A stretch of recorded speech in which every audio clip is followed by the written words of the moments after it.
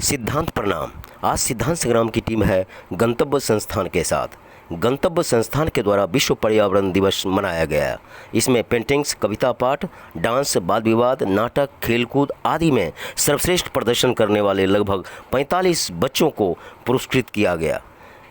वहीं शिक्षकों में महिपाल देशवाल, मनीष दहिया, स्वाति गोहित, यशोदा वर्धन, निहारिका मानवी त्यागी, घनश्याम शर्मा, इंदू देवी, शारदा शर्मा, सुरेश कुमार, करमवीर जी और भारती जी को भी सम्मानित किया गया। आपको बताते चलें कि गंतव्य संस्थान पिछले 30-35 वर्षों से विश्व पर्यावरण दिवस के लिए अपनी गिलहरी भूमिका के तहत 7,50,344 से ज़्यादा पौधे लगाकर पर्यावरण संरक्षण में अपनी गिलहरी भूमिका निभा चुका है और दूसरे के लिए बन चुका है प्रेरणा स्रोत। इस बार भी भारतीय प्राकृतिक चिकित्सक संघ के सचिव हीरालाल मीणा, समर्पण सेवा ट्रस्ट के प्रमुख कुलभूषण शर्मा, RWA अध्यक्ष दिलीप कुमार, महासचिव श्री श्याम बाबू और गुरु नानक देव के कॉलेज के प्रवक्ता अरविंद तिवारी को भी इस बार सम्मानित किया गया। कार्यक्रम का संचालन गंतव्य संस्थान के डायरेक्टर श्रीमती अर्चना त्यागी और अध्यक्ष डॉक्टर अरविंद त्यागी ने बच्चे को प्रेरित करते हुए कहा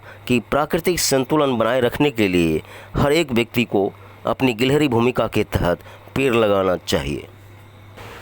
उत्तराखंड में हिमपात नहीं हुआ उस वर्ष, जनवरी तक कोई बर्फ ही नहीं गिरी, तो हमारे पूज्य गुरुदेव जगत गुरु शंकराचार्य ब्रह्मलीन स्वामी माधवाश्रम जी महाराज, जो बद्रिका पीठ के शंकराचार्य थे, उन्होंने एक बात कही कि यह बड़े दुर्भिक्ष का कारण है कि आज जो उत्तराखंड में बर्फ़ नहीं गिर रही है। तो मुझे उस समय बड़ा आश्चर्य हुआ। मैंने कहा, गुरुजी आप कह रहे हैं बर्फ़ नहीं गिर रही है तो ठंड कम पड़ेगी, ठीक हो गया। उन्होंने कहा जल ही समाप्त हो जाएगा।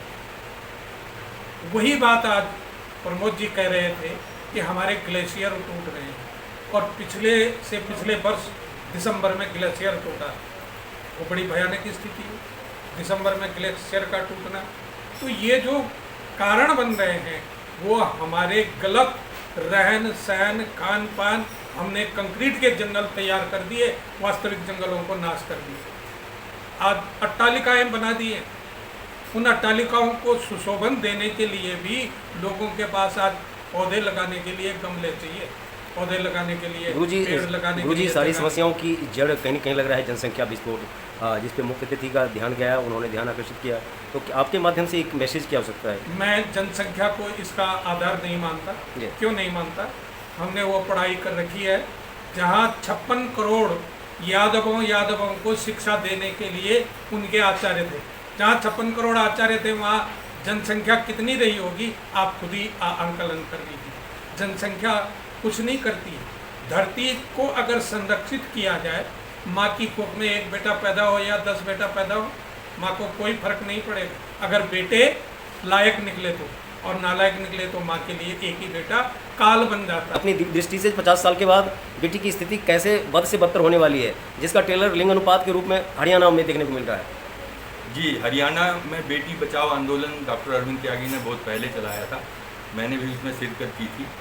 और इस तरीके से ये आज से नहीं, ये तो डॉक्टर अरविंद त्यागी और अर्चना जी इसमें बहुत पहले से लगे हुए हैं। बेटी बचाओ अभियान, बेटी बचाओ, जल बचाओ, धरती बचाओ, ये तीन चीज़ें हैं जो गंतव्य संस्थान ने अपने जिम्मे ली हैं बचाने के लिए। जैसे आज आपने राजनेताओं को ललकारा, उनके बीच रह के एक सच्ची बात कह के, क्या लग रहा है कि अर्चना जी और अरविंद जी ने जिस तरह से बेटी के लिए एक मुद्दा उठाया है, तो लग रहा है कि दहेज प्रथा कहीं न कहीं मुद्दा है, जिसकी वजह से कन्या भ्रूण हत्या होती है और जिसकी वजह से अर्चना जी को ये लिखना पड़ा और ये आंदोलन चला रही है।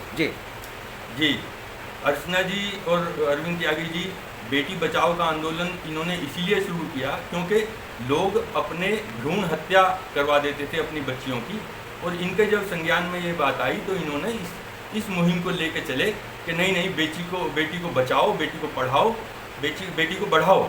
इस तरह की इनकी काम थे, तो इन्होंने अपना संकल्प। आज के दरमियान आज अंतर्राष्ट्रीय पर्यावरण दिवस है, तो आपके तरफ से एक मैसेज, कैसे एक बुद्धिजीवी, एक आम नागरिक और एक राजनेता और एक राष्ट्रभक्त क्या भूमिका अपनी निभा सकता है गिलहरी की? देखिए, हम लोग अपने घरों में अपने बच्चों को, आज अगर हम अपने बच्चों को देखें और उनसे पूछें, जो शहरी बच्चे हैं कि गेहूं जो है वो किसी पेड़ पे लगता है या किसी बाल में लगता है तो वो नहीं बता पाएगा। सबसे पहली ज़रूरत है कि हम अपने बच्चों को उन पेड़ पौधों की पहचान करना सिखाएं जो पेड़ पौधे हमारे दैनिक जीवन में प्रयोग आते हैं। जो औषधीय पेड़ पौधे हैं उनकी हम पहचान करना सिखाएं, ताकि ज़रूरत पड़ने पर वो उस पेड़ को पहचान कर बचाने की मुहिम करें और उसको लगाने के लिए तैयार हों। हमारे साथ वो शख्सियतें हैं जो सशक्त आदर्श नगर, सशक्त दिल्ली, सशक्त भारत और सशक्त अंतर्राष्ट्रीय स्तर पर पर्यावरण, बेटी और धरती, इन तीनों के लिए प्रयत्नशील। ऐसे मुद्दे जिनके नाम सुनते ही किसी के बीपी, शुगर, कोलेस्ट्रॉल बढ़ जाता है, उस मुद्दों के लिए ये क्या सुबह, क्या दोपहर, क्या शाम 24/7 प्रयत्नशील रहती हैं। ऐसी माँ को नमन के साथ मैं डायरेक्ट चलता हूँ कि आज अंतर्राष्ट्रीय पर्यावरण दिवस है। उस दरमियान क्या कहते हैं आज जो प्रोग्राम किया और जिस तरह से उज्ज्वल भारत भविष्य के दरमियान आपने अपना जो है कंधा तलाशा और जिस तरह से बच्चे आपके प्यार, आपके स्नेह के दरमियान पर्यावरण संरक्षण के लिए उत्साहित दिखें, तो क्या कहना चाहेंगे? जी, लग रहा है कि आपका मिशन आज का सफल रहा है जो आप चाहती थी। जी, अर्चना जी। जी विजय जी, पहले तो आपको बहुत बहुत साधुवाद कि हमारे सामाजिक प्रोग्रामों को आप समय समय पे कवरेज करते हैं, क्योंकि हमें भी आप जैसे ही लोगों का सहारा होता है, क्योंकि हमारी बात तो एक मंच तक है और कुछ सीमित उसमें जाती है, लेकिन मीडिया एक ऐसा है जो सारी बातें सब जगह पहुंचाता है। तो आज के जो प्रोग्राम की आपने बात की, पर्यावरण दिवस, ये तो हम हर साल ही मनाते हैं और ये जगह जगह मनाया जा रहा है और आज इसकी ज़रूरत भी है। क्यों? क्योंकि हमारा जो पर्यावरण है पहले से काफ़ी ख़राब हो चुका है। हवा दूषित हो चुकी है हमारे खान पान सारा दूषित हो चुका है, रहन सहन सारा दूषित हो चुका है। अब आप ये देखो कि हमारा जो जीवन है 5 तत्वों से बना हुआ है, जल, आकाश, वायु, अग्नि और पृथ्वी।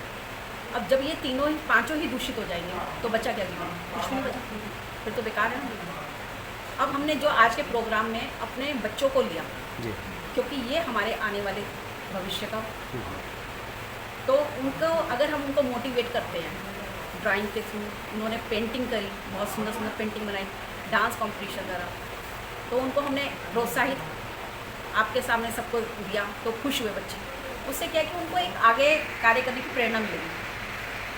जी, जब तक हम बच्चों को प्रोत्साहित नहीं करेंगे तो उन बच्चों में भी रहता है कि पता नहीं क्या है नहीं, और उनको जागरूक करना भी बहुत ज़रूरी है। यह था विश्व पर्यावरण दिवस पर प्रकृति पुत्रों और पुत्रियों का वो प्रयास जो कहीं न कहीं प्रकृति संरक्षण में अपनी महत्वपूर्ण भूमिका डायरेक्ट इनडायरेक्ट निभा रहा है। फिर मिलते हैं किसी नए मुद्दे, किसी नए सरोकार, किसी नई संस्कृति, किसी नए हलचल के साथ।